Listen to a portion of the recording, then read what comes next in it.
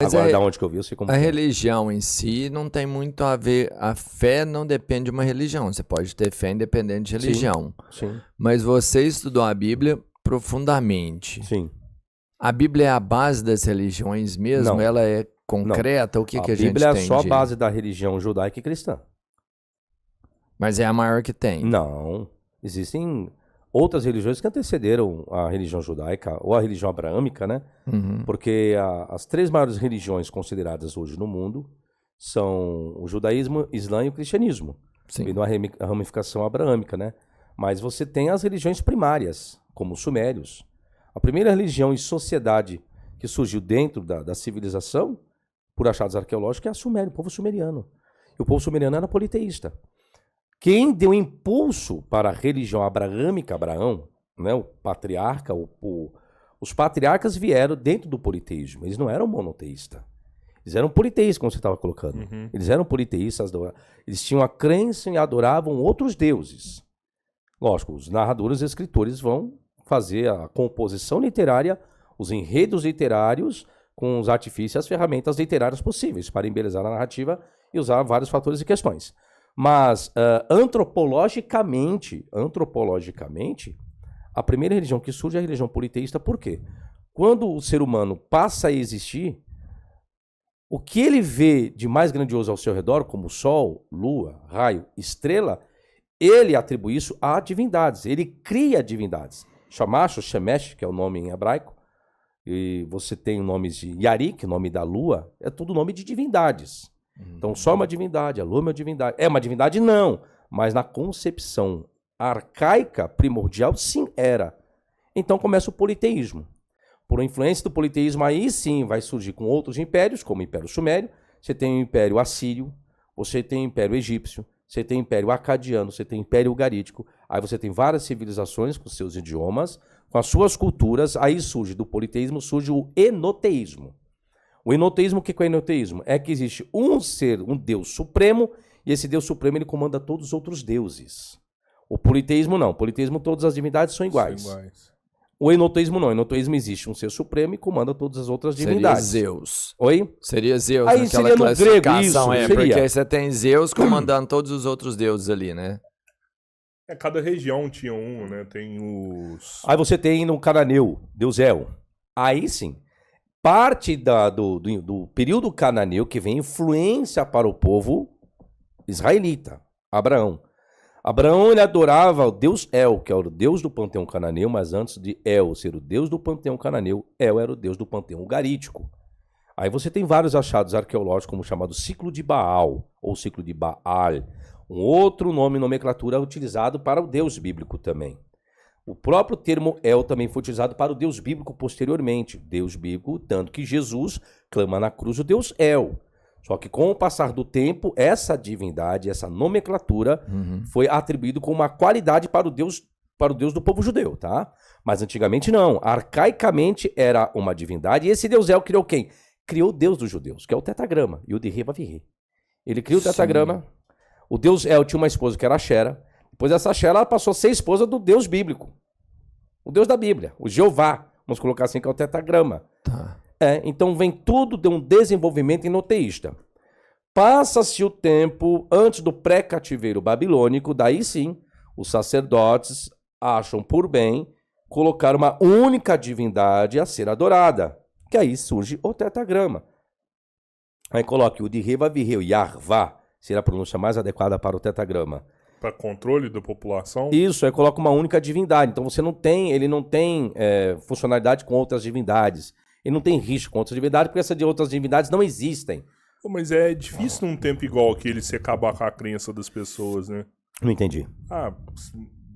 Sei lá, milhares de anos atrás, você pegar e falar, pô, não existe mais vários deuses, agora vai ser um deus só, porque é mais fácil da gente controlar a população, todo mundo vai adorar uma coisa só, que somos nós que controlamos, né? Então, tipo assim, é como se tivesse uma reunião aqui hoje. É mais fácil. Ó, a partir de agora a gente vai fazer isso. Só que para isso dar certo, você tem que acabar com a crença de outros povos. É difícil isso aí, você chegar lá e impor, segundo a Bíblia, isso não existe mais, agora é isso daqui. Mas se você for ver a Bíblia, de Gênesis até Apocalipse, é isso. Ainda mais no Antigo Testamento. O que é o Antigo Testamento? O que era prosperidade? Prosperidade é você galgar terras, propriedades. Isso era prosperidade. A terra que manda leite e mel. Mas para você chegar até lá, você tem os fariseus, você tem que sair eliminando todos eles. Por quê? Porque adoram outras divindades. Então você saia derrubando tudo. E olha que a primeira concepção foi politeísta. Eles eram isso. Só que aí vem a mente humana, ou seja, para você galgar, você tem que fazer o quê? Não, mas como que a gente vai vencer aquela terra lá? Lá, os deuses deles são poderosos. Não, eles têm vários deuses, né? Nós temos um que comanda todos esses deuses aí. E esse único Deus falou comigo. Falou comigo. Aí eu faço reunião com outros sacerdotes. Falou com você, falou com a gente aqui. Nossa, apareceu e nós ouvimos a voz dele. E ele falou que se a gente ter estratégia, ter força, ter vigor, nós vamos vencer. E vamos provar que os deuses daqueles outras pessoas são fracos.